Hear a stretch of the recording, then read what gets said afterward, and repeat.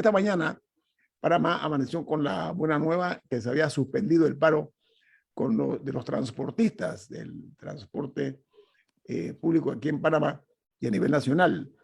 Entonces, nosotros hemos invitado, Camilo, te voy a decir algo, disculpe. No, era para una pregunta. Ok, esta mañana hemos invitado al director o al secretario de Energía, Jorge Rivera Staff. Usted participó en la reunión, secretario, ¿no? Buenos días, don Guillermo, y al panel, por supuesto. Sí, estuvimos ayer todo el día.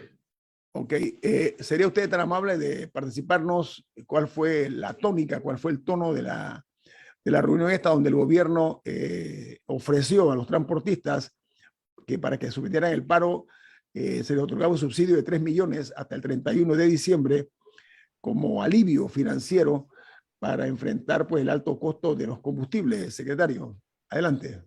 Bueno, muchas gracias y buenos días. Y bueno, primero que nada, pues, ha sido oyente de Infoanálisis. Honor que nos hace. Así gracias. Que muy contento de estar aquí compartiendo información relevante para después tener el análisis necesario. Ayer sí tuvimos la reunión, alrededor de unas 4 o 5 horas estuvimos un equipo de gobierno con los principales dirigentes nacionales y provinciales de la Cámara Nacional de Transporte. Importante reseñar que con este grupo de dirigentes transportistas el gobierno nacional viene conversando desde hace ya varias semanas diversos temas. Principalmente el del impacto del aumento del costo de los combustibles, que es casi que su principal costo operativo, ¿no? Lo que se conoce como costos variables en las empresas. En el día de ayer, pues, el planteamiento se dio de parte de ellos, mantenían el llamado a una paralización por 24 horas en el día de hoy, luego de una paralización parcial que habían tenido la semana anterior, no la que acaba de culminar, que era la de Fiestas Patrias, sino la anterior. Y el marco de referencia, en todo caso, y una de las premisas sobre las cuales se ha estado planteando toda esta discusión es el no aumento del pasaje, el no aumento de la tarifa a los usuarios del transporte público. Entonces, realmente esto deja un margen muy pequeño de flexibilidad para tomar algunas medidas, para plantear algunas soluciones. Aparte del tema del costo per se del combustible, se ha estado evaluando actualizar unos decretos, ¿verdad? Unas reglamentaciones que hay desde la década del 90 en cuanto pues, a las posibilidades de ciertas exoneraciones y beneficios para importar insumos que son importantes también para los transportistas, como lo son pues los lubricantes, las llantas, las piezas de los vehículos. Ese fue parte también de los acuerdos que se llevó en el día de ayer. También se les dio la oportunidad de revisar un punto importante, sobre todo para los transportistas del interior, que todavía tienen una restricción del aforo que pueden llevar en sus vehículos de un 80%. Esto ya fue levantado acá en el área de la ciudad capital y los alrededores, sin embargo todavía estaba pendiente, pues eso también se está revisando al alza con el Ministerio de Salud, que es el que está dictando esas medidas. También entonces se planteó la necesidad de este alivio temporal por parte de ellos, mantuvieron la solicitud y pues en el proceso, ¿no?, de análisis y las corridas que se hicieron por parte del Ministerio de Economía y Finanzas, que estaba ahí representado, pues se logró hacer ese sacrificio realmente, del cual están conscientes no solamente el equipo de gobierno, sino los propios transportistas para poder pues, alivianar de alguna manera de aquí a fin de año el impacto del costo de combustible en el transportista y que no se traslade el mismo al peaje a los usuarios. Pero ¿qué transportistas son específicamente? O sea, ¿a quién le va a llegar y a quién no? Porque, por ejemplo, están los transportistas de carga también, que no llevan pasajeros, pero llevan carga, que llega a supermercados, a restaurantes, que también tienen consumidores. ¿Cómo se dividió? ¿A qué transportista específicamente iba a estar dirigido este subsidio? Sí, Camila, efectivamente. El alivio temporal que estamos planteando de la asignación de estos recursos para compensar el costo de las gasolinas son para los transportistas colectivos y selectivos de pasajeros. No se está incluyendo... ¿A todos los taxistas o solo a los de Canatra o solo a los... O sea, dentro de todos los transportistas, ¿cómo se decide quién lo tiene y quién no? Sí, eso lo estamos desarrollando la metodología de implementación. Lo que se logró ayer fue fundamentalmente bloquear de alguna manera, como pudiéramos decir, el monto, ¿no? El dinero en el presupuesto directamente viene desde mi bus, ¿verdad? Mi bus tiene un subsidio del Estado, perdón, que se está revisando ahí por el tema de la baja en el volumen también de pasajeros que está no solamente para mi bus, sino entonces hay una oportunidad de estos fondos y luego entonces se va a asignar a los... Es importante señalar que la Canatra es la Cámara Nacional de Transporte, es decir, no sería solamente para los que estén afiliados, sino el mecanismo que se está abriendo es para todo aquel que cumpla con tener un certificado de operación para prestar el selectivo y el colectivo, poder tener el beneficio, ¿no? No es para un grupo. Recordemos también que hay un tema interno de los dirigentes transportistas, de que unos reconocen o no están afiliados a Canatra y tal. Eso no estamos entrando en ese tipo de clasificaciones o de diferenciaciones. Simplemente es un mecanismo transparente que estamos diseñando, digamos, la mecánica y la metodología de detalle o de la carpintería, como se puede decir, durante el día de hoy. Para tenerlo entonces también además y cerrar los acuerdos o del día de ayer, también entonces se comprometió el presidente de la República a recibirlos el día miércoles o jueves de esta semana, ¿no? Para también tratar este tema, pero otros temas que también que estuvimos, digamos, gravitando alrededor no solamente de ayer, sino en las últimas semanas, unos temas que estuvieron gravitando. No solamente, pues, oiga, el ajuste por el impacto del costo de combustible, las piezas y tal, sino, bueno, ¿qué también debemos hacer para mejorar el servicio para los usuarios, ¿no? Eso también está sobre la mesa y es parte de las conversaciones. Vamos a ampliar eso, vamos a hablar sobre eso.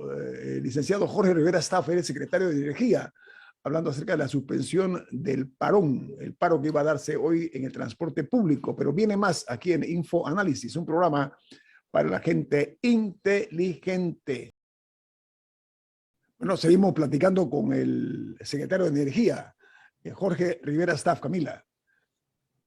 Muy importante, me parece, para toda esta conversación, es tratar de entender en qué consiste el precio de la gasolina. Ahora que, por ejemplo, la gasolina a 95 octanos llegó a $1, ¿qué hay en ese dólar? O sea, ¿cuáles son los costos dentro de ese dólar? Impuesto incluido, ¿no? Incluido sí, el impuesto. ¿Cuánto es el precio del barril? ¿Cuánto es impuesto? ¿Y cuántos son otros elementos? Qué buena pregunta, Camila. Bueno, es la oportunidad de explicar algo que estamos haciendo un esfuerzo realmente desde la Secretaría de Energía desde los últimos meses por llevar adelante un proceso de explicación con relación a esto, ¿no? Y incluso en la Secretaría de Energía nosotros hablamos, bueno, ¿cuál es el posicionamiento de todo el trabajo que llevamos? Ojalá tenemos oportunidad de conversar todo lo que estamos haciendo, pero realmente las pocas personas que saben que existe la Secretaría de Energía, lo saben es porque dicen, bueno, es la Secretaría que sube el combustible cada 14 días, ¿no? Entonces tenemos que hacer un esfuerzo realmente adicional para hacer esta explicación, y esa pregunta es clave. Primero, es importante recordar que Panamá no produce petróleo y Panamá no refina petróleo crudo. En Panamá importamos producto terminado que se trae desde el área del Golfo de Estados Unidos, de las refinerías en el área del Golfo de México, en Estados Unidos. Dicho eso, es importante también resaltar que hoy en día estamos alrededor de, si la gasolina 95 está en 99 centavos el litro, lo que transformado a galones, que todavía es parte de la cultura nuestra, de la unidad de medición del combustible de los líquidos, es alrededor de 3.78 el galón de combustible. De ese galón de combustible, para utilizar el término que normalmente conocemos, estamos hablando de que el costo local de ese galón de combustible es 60 centavos en impuestos, que es fijo, 40 centavos en costo de comercialización del combustible en nuestro país y 3 centavos en la ciudad de Panamá y Colón del flete de transporte. O sea, realmente es 1,3, ¿verdad? El costo fijo, y es importante también recordar que en Panamá desde el año 2008 el precio de los combustibles tiene un tope, está regulado por el Estado. Lo que varía cada 14 días es el precio de paridad de importación, que se calcula en base a una fórmula que es pública, está tanto en la página web, pero además está contenida en un decreto de gabinete, el que varía realmente el precio al que importamos el combustible. Este precio de paridad de importación representa entre el 75 y el 80% del costo de lo que pagamos en la gasolinera todos los panameños. Y importante también resaltar eso. El costo fijo local, es decir, el costo de comercialización, los 40 centavos más el costo del flete, no ha variado desde el año 2018 en Panamá.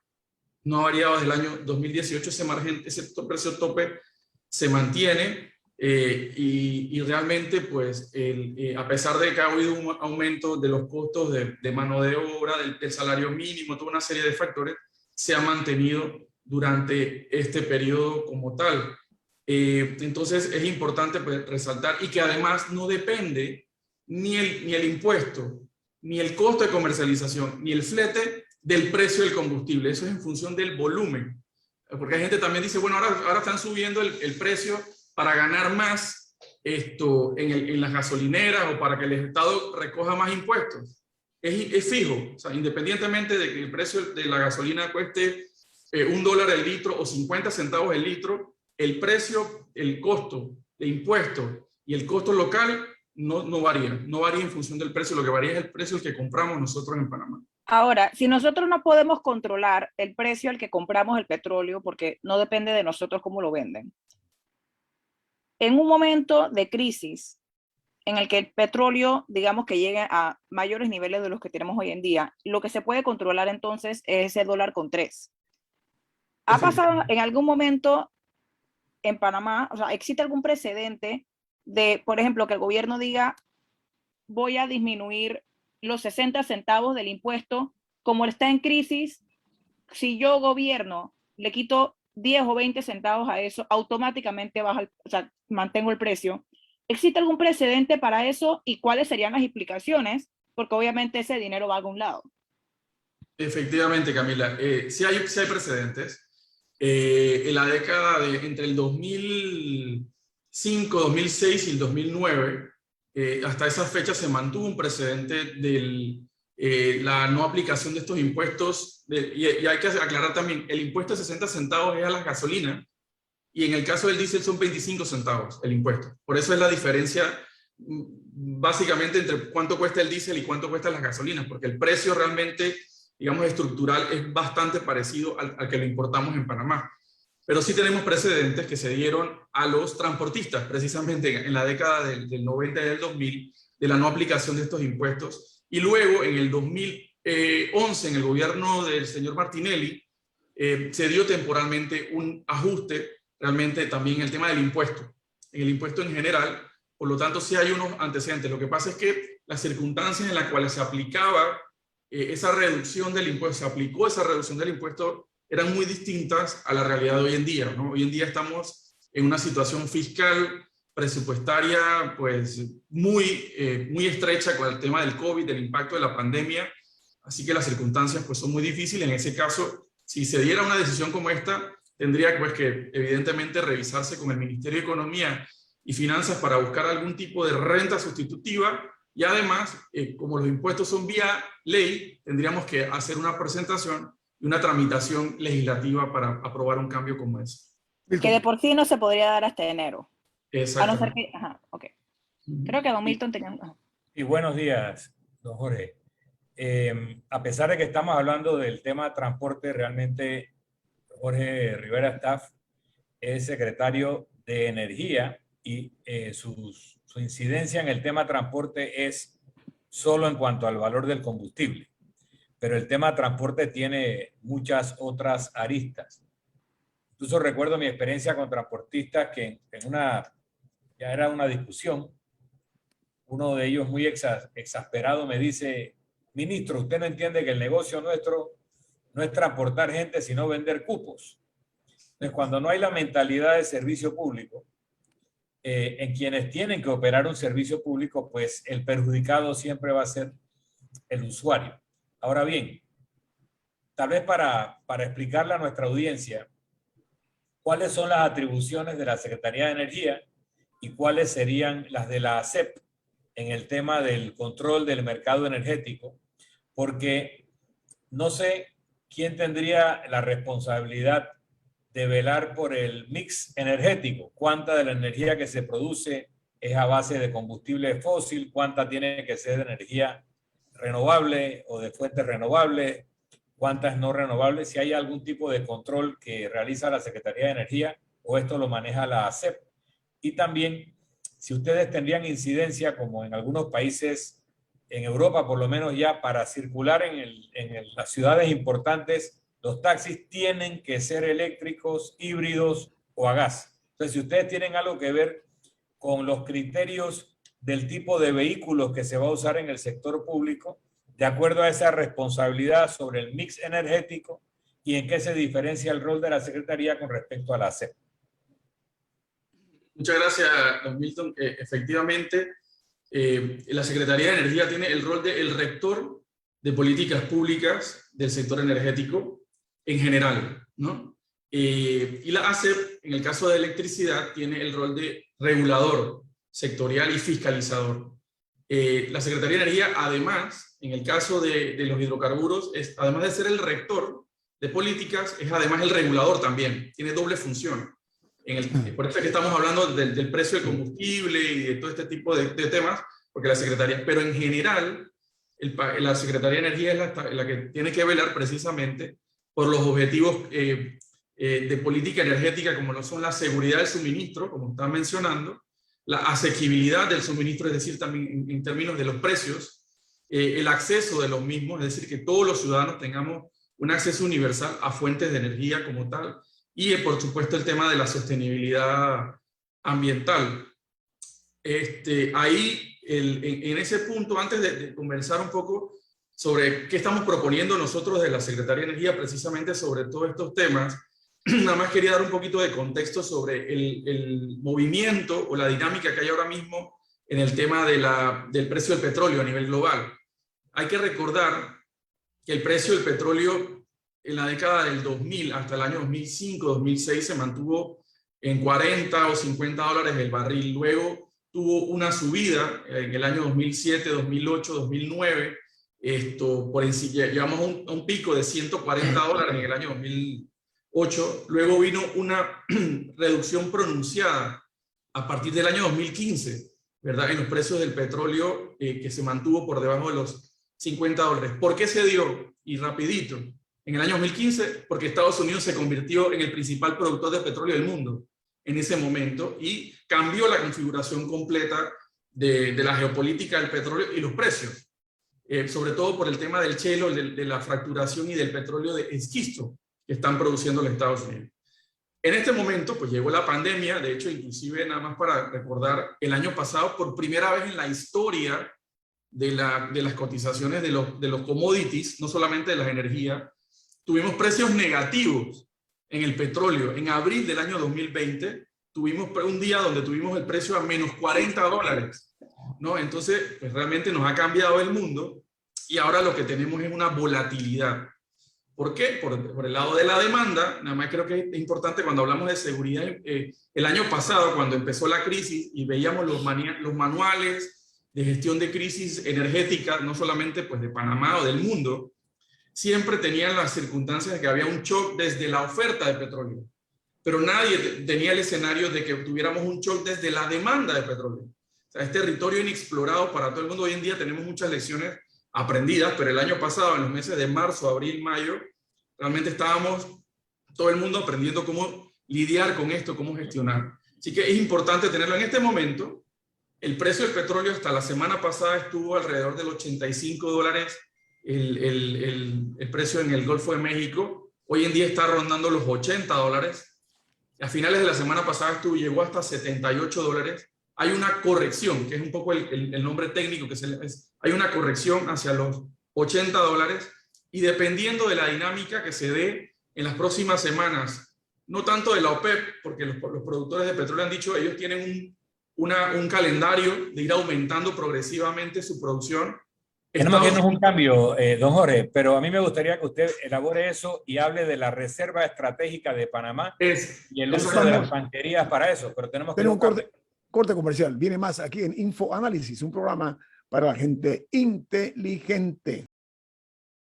Bueno, seguimos platicando con el secretario general de Energía, Jorge Rivera Staff, quien ha tenido a bien darnos información valiosa. El viceministro Omar Montilla se comprometió, nos confirmó que iba a estar en el programa. No sé por qué no se ha conectado. Ya veremos de qué se trata esta ausencia aquí del compromiso con nosotros. Pero, secretario, la tendencia universal es el tema de la no dependencia de los combustibles fósiles por una parte y el tema del beneficio ambiental.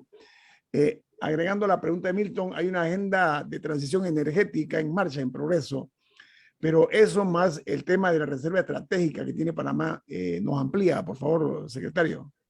Sí, gracias, Doñito, y la pregunta de Milton. Mira, efectivamente, Panamá, dentro de nuestra regulación de suministros de combustibles líquidos, es decir, del diésel, de las gasolinas 91-95, también para lo que es el gas licuado de petróleo, para el gas natural que también tenemos en el país, perdón, tiene una obligación las empresas importadoras y las empresas que son las operadoras de las terminales de almacenamiento, una reserva estratégica de garantía de suministro dependiendo de la época y de las condiciones del mercado, de entre 7 y 15 días. ¿No? Son días que nos permiten tener una reserva en caso tal de que haya alguna interrupción en el suministro, principalmente de barcos, desde las fuentes que tenemos, sobre todo en el área del Golfo del país. Pero es una reserva para garantizar suministro, no es una reserva que en estos momentos ni en el corto plazo pudiéramos utilizar para influir en los precios. ¿Por qué? Porque todo el combustible que estaría llegando y que estaría almacenando ahí, el precio vendría dictado por el precio que lo importamos. Y es diferente, y creo que la pregunta es muy buena para hacer la referencia de lo que en este momento se está conversando, por ejemplo, en Estados Unidos, que el presidente Biden y la secretaria de Energía de ese país están planteando están analizando la posibilidad de liberar parte de la reserva estratégica de petróleo que tiene Estados Unidos para lograr influir en los precios de los combustibles en su país. Es otra dimensión completamente diferente en cuanto a magnitudes, que ellos sí tendrían esa oportunidad de hacerlo. Entonces, la nuestra es de suministro realmente para garantizar que no haya una interrupción. Bueno, pero allá tienen la doble capacidad de aumentar su producción si quitan las restricciones al fracking y otras tecnologías que tienen cuestionamientos ambientales, y al mismo tiempo que disponen de su reserva estratégica, que es enorme. Pero Estados Unidos puede hacer una cosa u otra. Nosotros probablemente debiéramos considerar tener más de 7 días de reserva, no para el precio, sino porque aquí, en este mundo de hoy, muchas cosas están llegando a la escasez de una forma imprevista, y sería bueno que Panamá aumentara esa reserva estratégica a 2, 3 semanas, un mes, para poder enfrentar esas posibilidades, ¿no? Mila. No, y solo para entender, esa reserva estratégica, ¿quién la administra? O sea, ¿quién la administra? ¿En algún momento se ha tenido que usar? Y, por ejemplo, y Panamá no podría, por ejemplo, si el precio mañana ocurre, por alguna razón el precio mañana baja a $40. Panamá no puede decidir, voy a llenar mis tanques de reserva con esta gasolina a $40. O sea, ¿cómo funciona ese tema? Sí, eso para dar un pantallazo, ¿no? Pero sí, efectivamente se pudiera plantear, digamos, ampliarla. Pero para este caso, el tener esa capacidad de almacenamiento tiene un costo de ese inventario, tenerlo ahí. Entonces hay que evaluar, pues evidentemente, el tema. Pero si tuviéramos esa oportunidad, también hay que recordar que casi el 90% de toda esta tanquería que tenemos en nuestro país se dedica no al mercado local, se dedica a venderle búnker y otros derivados a los barcos que pasan por el canal de Panamá. Esa es la actividad que se conoce como bunkering, y que Panamá se ha convertido en un hub para ese bunkering, y queremos llevarlo más allá, ¿verdad? Ese hub de bunkering para tener también, incluir el tema del gas natural para reexportación regional, pero también conversar un poquito sobre una propuesta realmente que nos tiene muy motivados en la Secretaría de Energía, que es como hablar de crear un hub de hidrógeno verde en Panamá, asociado al tema de la... ¿De qué se trata el hidrógeno verde para ilustrar a la audiencia? Sí, y le estoy dando una primicia en medios, Doñito, Camila y Milton. Este es un trabajo que estamos haciendo como parte de lo que mencionaba la Agenda de Transición Energética. La Agenda de Transición Energética fue aprobada, sus lineamientos, digamos, estratégicos, el año pasado, en noviembre, por Consejo de Gabinete. Es una propuesta de política pública para los próximos 10 años, bueno, hasta el año 2030, realmente alineado con los Objetivos de Desarrollo Sostenible y alineado con los compromisos del Acuerdo de París. ¿Por qué transición energética? Le doy datos rapidito. Nuestra matriz eléctrica, que es la que siempre hablamos, bueno, como la electricidad que se produce en Panamá, en promedio es renovable. Tenemos por encima del 75% de nuestra electricidad viene de fuentes renovables. Y una pregunta, ¿todavía se mantiene un 80-70% de la generación para climatización? O sea, aire acondicionado y calderas. Porque hay una incidencia en el aislamiento, en la capacidad de los equipos de aire acondicionado que inciden en el consumo, ¿no? De la mayoría de lo que producimos. Efectivamente. Es más o menos un 60%. Los datos los estamos afinando casualmente con un estudio que estamos haciendo del BID de uso final de energía, pero los estudios preliminares que siempre se han tenido en Panamá es que alrededor del 60% de la electricidad que consumimos en Panamá es para aires acondicionados y para refrigeración. ¿Y calderas? Y bueno, y calderas también a nivel industrial de la climatización, que ha ido también, hay un componente también se utiliza diésel, querosín, búnker también hay a nivel industrial.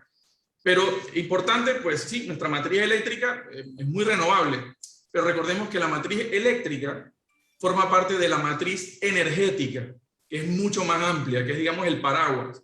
Cuando vemos la matriz energética de Panamá, la película se invierte. El 80% de la energía que consumimos en Panamá viene de combustibles fósiles importados. Por eso es que necesitamos una agenda de transición energética para ir de donde estamos a donde queremos ir. ¿Y cuál es el factor principal? El transporte. El uso de combustibles que tenemos para transporte. En esa matriz energética, para que tengamos una idea, solamente toda la producción hidroeléctrica de nuestro país, que es el 65% de la matriz eléctrica, se reduce a 10% de la matriz energética. Y en esa matriz energética, además, para que tengamos una idea, el 4% de toda la energía que se consume en Panamá viene de la leña que se utiliza para cocinar, sobre todo en las áreas rurales y comarcales. En esa matriz energética, donde la leña es 4%, si uno suma toda la energía eólica y toda la energía solar que se produce en Panamá, es 2% nada más. Entonces, esas realidades son las que nos llevan precisamente a plantear, bueno, ¿dónde estamos y a dónde queremos ir? Y ahí es un poco, pues, el planteamiento de la Agenda de Transición Energética. Tenemos 5 estrategias dentro de la misma, y las resumo, para el sector eléctrico. La primera es de acceso universal. Y bueno, todavía en Panamá tenemos alrededor de 6% de los panameños que no cuentan con energía eléctrica y cocinan con leña todos los días. Esos son alrededor de... Sí. Secretario, antes de terminar con usted, yo creo que hay que tomar en cuenta lo que se conocen como los imponderables. Me explico. El viernes último pasado, las cotizaciones del crudo subieron de una forma inesperada después que los productores de la OPEP decidieran rechazar una propuesta de los Estados Unidos. En pocas palabras, nosotros somos víctimas de algo que está fuera de nuestro control. ¿Qué estamos haciendo nosotros para enfrentar una posible sorpresa, un imponderable, como decía el secretario? Sí, efectivamente, nos dependemos de ese combustible importado, que no tenemos control del 80% de ese costo, no tenemos control, y además pues tiene las consideraciones ambientales. Precisamente estamos buscando estas propuestas. Ahí hay la agenda de acceso universal, la estrategia de acceso universal, la de eficiencia energética, que es, bueno, cómo utilizamos la energía en nuestro país, el tema de aires acondicionados, cómo mejoramos el diseño de nuestras edificaciones, desde que se diseña un edificio, para que tengan todas estas medidas. Está la tercera, que es la principal en el tema, es la de movilidad eléctrica, Estrategia Nacional de Movilidad Eléctrica. Bueno, cómo avanzamos con este proceso para depender cada vez menos de la dependencia de de los costos de combustible. Y bueno, las dos estrategias finales, la de generación distribuida, que es la de los techos solares, tengamos esta masificación, y de innovación de nuestro sistema, que es bueno, como este sistema que no fue diseñado para esto, se opera de una forma fluida que nos permite entonces seguir avanzando con tener más eólicas, renovables, almacenamiento, redes inteligentes, toda una serie de tareas que estamos llevando adelante. ¿Va a estar con nosotros después del cambio? Viene un corte comercial. Sí, vamos a pedirle unos minutos más. El viceministro de Comercio me escribió diciéndome que estaba terminando otra entrevista en otro medio. Me sorprende mucho porque se había comprometido con nosotros, pero bueno, continuaremos y nos da mucho gusto tener aquí al secretario de Energía de Panamá, que está hoy en Infoanálisis haciendo del conocimiento público algunas de las interrogantes que hay que darle a conocer a la opinión pública. Viene más aquí en Infoanálisis, un programa para la gente inteligente. Bien, amigos, ya entramos en la parte final de Infoanálisis. Hoy tenemos el gusto de contar con la participación del secretario de Energía, Jorge Rivera Staff. Hemos hablado de diversos tópicos, sobre todo ilustrando, haciendo docencia acerca de este mundo tan variante de los precios del crudo, que a nivel mundial, pues nosotros somos simplemente unos espectadores, porque no tenemos la fuerza suficiente para ejercer ningún tipo de presión, pero tenemos que ser un país ordenado, un país con disciplina en cuanto al manejo de un tema tan delicado como este, que tiene que ver con la matriz energética, tiene que ver con la energía renovables, en fin, un mundo aparte que hoy nos está ilustrando el secretario Rivera Staff. Milton. Sí, una vez leí que si pudiéramos capturar el 100% de la energía solar que nos llega, en 8 minutos tendríamos la energía para todo un año. Eso es una señal de todo lo que no usamos de la energía renovable. Solo estoy hablando de la solar, pero es mucho más. Pero el cuadro de la distribución del mercado energético nos indica lo dependiente que somos del tema combustible fósil, y eso particularmente tiene que ver con la flota vehicular, principalmente. Yo sé de empresas que fabrican partes para automóviles que para el 2025 la mayor parte de su planta estará produciendo partes para autos eléctricos o híbridos. O sea, el negocio del auto de combustible fósil está siendo desfasado por normativa, Estados Unidos y Europa principalmente. Así que digamos que eso se va a empezar a resolver solo en la medida que tengamos la capacidad de darle la energía a esos vehículos que no sea de fuente fósil, porque tú puedes tener un carro eléctrico, pero si la generación de la energía para ese auto sigue siendo fósil, pues no ha ganado nada. Ahora bien, la generación energética también tiene otra revolución, que es la microproducción. Al final dijiste algo. Nuestra normativa en algún momento mencionó que si yo produzco energía en mi casa con paneles solares, con molinillos de viento, con micromolinillos en las tuberías de agua que aprovechan el movimiento del agua en la tubería, yo puedo no solo consumir mi energía, sino que se la puedo vender a la red. Pero en países como España, como Alemania, hace mucho tiempo, el precio al cual yo le vendo a la red tiene algún nivel de regulación para evitar que la distribuidora me dé un precio marginal en lugar de un precio de mercado. Entonces la pregunta es, si tenemos una normativa robusta para fomentar la microproducción de energía de fuente renovable en nuestro país, y si tenemos esa capacidad de ser prosumidores, o sea, productores y consumidores a la vez, en los momentos de pico, consumo pico, consumiríamos de la red, en los momentos que tenemos capacidad instalada, usamos nuestra energía, y en los momentos que tenemos excedentes, se lo vendemos a la red. ¿Ese diseño está planteado en la legislación panameña? Muy buena aporte, Milton. Mira, recordando un poco lo que mencionábamos, ¿no? La agenda de transición energética mantiene los objetivos clásicos de política energética: seguridad, asequibilidad, acceso y confiabilidad. Pero la agenda de transición además plantea 4 ejes, se conoce como las 4 Ds a nivel internacional. La descarbonización del sector energético, la lucha contra el cambio climático, la digitalización de todos los procesos, porque estamos viviendo una revolución tecnológica al respecto, y estas 2 entonces causan las otras 2, es la descentralización de los sectores y la democratización. Eso que estás planteando de los prosumidores es el corazón de la democratización de los sectores energéticos.